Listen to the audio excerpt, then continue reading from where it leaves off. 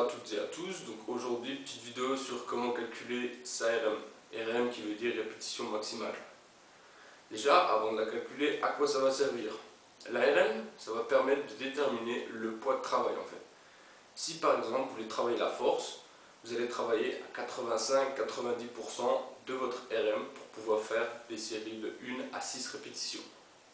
Ensuite, pour travailler la prise de masse musculaire, on va travailler entre 70 et 85% de CRM, de faire des répétitions entre 8 et 12 répétitions.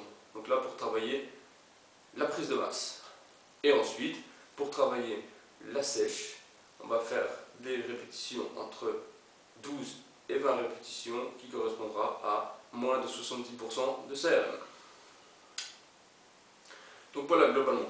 Donc pour calculer l'ARM, il y a deux possibilités. On peut la faire soit en salle de musculation, soit chez soi en déterminant CRM théorique. Donc on va déjà faire à la maison l'ARM théorique. Donc comment calculer CRM théorique? Donc ça va être un petit calcul. Il va falloir multiplier par 1,3 la charge que vous êtes capable de déplacer 10 fois. D'accord? Donc par exemple, si je fais 10 répétitions au développé couché à 100 kg, ma RM maximale se trouvera à 130 kg. Car 100 fois 1,3 ça fait 130 kg. Donc là je connaîtrai ma RM théorique.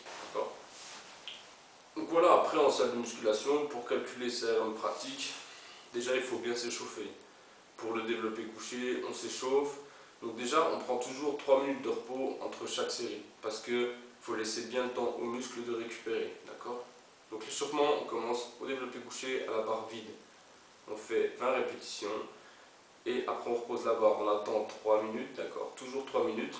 Et ensuite on passe à 50% de sa RM théorique. Là on fait entre 8 et 12 répétitions, pour pas trop se fatiguer mais juste s'échauffer, d'accord. On attend 3 minutes à nouveau. Ensuite on va passer à 85% de sa RM théorique, 85%. Donc là on va faire seulement entre 1 et 2 répétitions pour habituer le muscle à travailler avec de la charge lourde, d'accord. Et ensuite c'est là qu'on va vraiment déterminer sa RM maximale. Donc là on va passer directement à 95% de sa RM théorique. D'accord? On ne le soulève qu'une seule fois. Si on y arrive, tant mieux, on passe à 100% de la RM théorique. Si on n'y arrive pas, on redescend un petit peu à 92,5%. D'accord? Si à 100% ça passe, vous pouvez monter encore à 105% de la RM théorique. D'accord? Mais il ne faut pas oublier que vous aurez 2 ou 3 tentatives. Si vous échouez à 105%, et que vous avez passé 100%, essayez juste une seule fois 102,5%. Parce qu'après, si vous essayez trop de fois, le muscle fatigue, le muscle phytoxe et vos performances vont diminuer.